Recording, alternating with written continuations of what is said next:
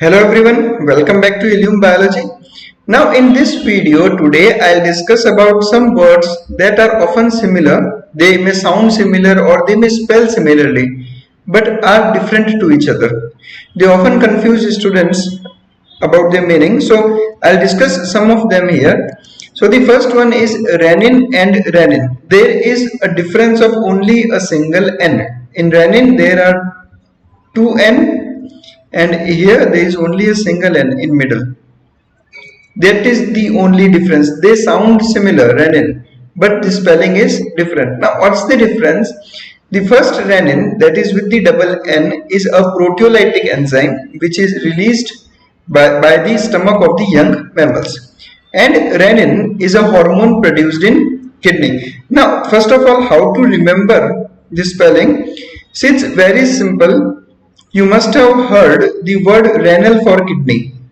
Now this word renal has only a single N. So from this ren, this word renin has been produced. That's how you can remember this. Now this hormone renin is released by JG cells of kidney, that is the juxtaglomerular cells, and renin, that is the proteolytic enzyme, is found in the stomach of young mammals.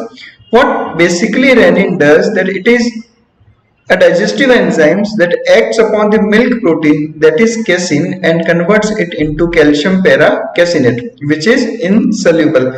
Now the protein present in milk is the casein, and renin acts on this casein to convert it into an insoluble calcium para-caseinate, and that is responsible for the curdling of the milk inside the stomach. Now after curdling, it becomes very easy to digest that milk. But contrary, renin, that is the hormone produced by the JG cells, contributes towards the RAS mechanism. Now this RAS mechanism in itself is a very detailed system. And what does renin do? Renin acts on the protein angiotensinogen and converts it into angiotensin first, and this is responsible for an increase in the blood pressure. RAS mechanism is a mechanism produced by the body to increase the blood pressure, and renin helps in this. Now the second one is the Tinea solium and Tinea coli. Now they are not related to each other. They may sound similar to you, but they have got no relation. Tinea solium is basically the poke tapeworm, that is, it is an example of a flatworm, that is Platyhelminthes. Platyhelminthes is the name of the animal phylum which includes all the flatworms, and Tinea solium is an example of that. On the contrary, Tinea coli is basically a band of muscles on the colon. See, this is colon, and you can very well appreciate a muscular band over its surface. Now throughout the colon you will appreciate this band, muscular band. This muscular band is Tinea coli, and what is the function? It produces bulges in the colon. Whenever you draw colon, you draw it like this, you show the bulges on it. These bulges are produced by the contraction of Tinea coli. Tinea solium, that is the poke tapeworm, has got two hosts, that is man and pig, and in human beings it is a parasite of the intestine. It causes two diseases, teniasis and cysticercosis, in human beings. And on the contrary, Tinea coli produces contractions and produce hostra, that is the bulges on the colon. They sound very similar, but they have got no relation to each other. The third one is inulin and insulin. There is only a difference of S. Now inulin is a polymer of fructose, that is, it is a polysaccharide, and this is the structure of fructose. The fructose polymerizes to form inulin, and inulin, where is it used? It is used for the estimation of glomerular filtration rate in kidneys. On the contrary, insulin is an anti-diabetic hormone which is produced by the beta cells of pancreas. We all know that pancreas have got islet of Langerhans, and these islet of Langerhans composes alpha cells, beta cells, and delta cells, and amongst those cells, beta cells produces a hormone insulin. Now insulin is the only hormone in our body which is responsible for the lowering of blood sugar level. It reduces BSL. How does it reduces BSL? It just transports sugar from the blood into the cells. When sugar is transported from the blood into the cells, then it means blood sugar level, that is the presence of glucose in blood, reduces because of insulin. Now the fourth one, epistasis and epistaxis.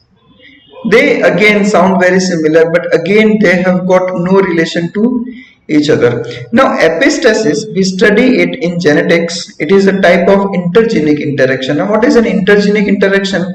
It is an interaction between two genes, two different genes. That's why it is an example of a non-allelic interaction. Now in epistasis, the two genes involved, amongst those two genes, one gene dominates or masks or modifies the expression of another non-allelic gene. Let's suppose normally what happens, these two genes A and B are not related to each other. A expresses itself in a different way, B expresses itself in a different way. In epistasis, let's say A is epistatic over B. That means this gene A will either mask the effect of B or modify the effect of B. I'll give you an example. Coat color of mouse. In mouse, you can see the three different types of coats. That is albino, agouti and black. That's all because of epistasis. On the contrary, epistaxis is just a medical term used to describe bleeding from nose. That's it. And they are not related to each other. The fifth one, homeostasis and hemostasis. Hemo word means blood. This word hemo means blood. Now what is homeostasis? Homeostasis is a mechanism by the body by the virtue of which it regulates the internal environment, both physical and chemical. Now we all know that mammals have got this capability of homeostasis. Their body temperature, their blood pH, their blood osmolarity, it never changes according to the environment. It is steady. This maintenance is called as homeostasis. Now it includes thermoregulation, that is regulation of a constant internal body temperature, osmoregulation, that is regulation of the osmolarity of the blood, and pH regulation, that is regulation of the pH of the all body fluids. They are always constant irrespective of the external environment. I'll again explain it with the example of a house. Now this is a home. When there is summer, we just switch on the fan to reduce the temperature. When it's winter, we just switch on the heater to increase the temperature. By this way, we are maintaining a constant temperature in a home. Similarly, whenever there is summer, our body produces sweat that reduces temperature, and during winters our body produces shivering that again increases temperature. So we maintain a constant body temperature, that is thermoregulation, and thermoregulation is a part of homeostasis. On the contrary, hemostasis is just a body's natural reaction to an injury that stops bleeding and repairs the damage. Whenever there is a trauma or an injury to any body part, then after a certain time it stops automatically. This is hemostasis. Now this is a single diagram that is explaining hemostasis. Now in this case, let's see, this is a ruptured epithelium of a blood vessel which is causing leakage of the blood. On the first note, platelets just stick around this punctured vessel to produce a plug that reduces the bleeding, and after a certain time there is clotting of blood, and in clotting there is the production of this network of fibrin that repairs this endothelium. So there are basically three steps in hemostasis. The first one is vasoconstriction, that is narrowing of the blood vessels. Now because of the narrowing of the blood vessels, the amount of blood that was reaching in the ruptured epithelium reduces. That again reduces the blood loss. In the second part, there is the formation of platelet plug, which is subsequently followed by the blood coagulation, that is formation of a fibrin blood clot. Now related to this video, I'll ask you certain questions, and I expect you all to answer these questions in the comment section. The first one is, see, I told you RAS mechanism in itself is a very detailed procedure. Now, which hormone other than renin is involved in RAS mechanism? You have to answer this one. Second one, kidney produces many hormones.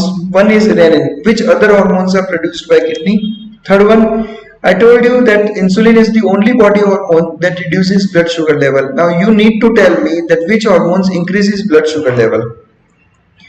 Now, I told you about three different cells in islet of Langerhans in pancreas, alpha, beta and delta. Beta cells produces insulin. Now, which other hormones are produced by pancreas? We have to answer this. And the last question, you must have heard about this disease, a genetical disease called hemophilia. You will have to answer me that in hemophilia, which one of these will increase? The bleeding time or the clotting time? I hope you like this video. Thanks a lot for watching us. Stay connected with us for more such interesting videos.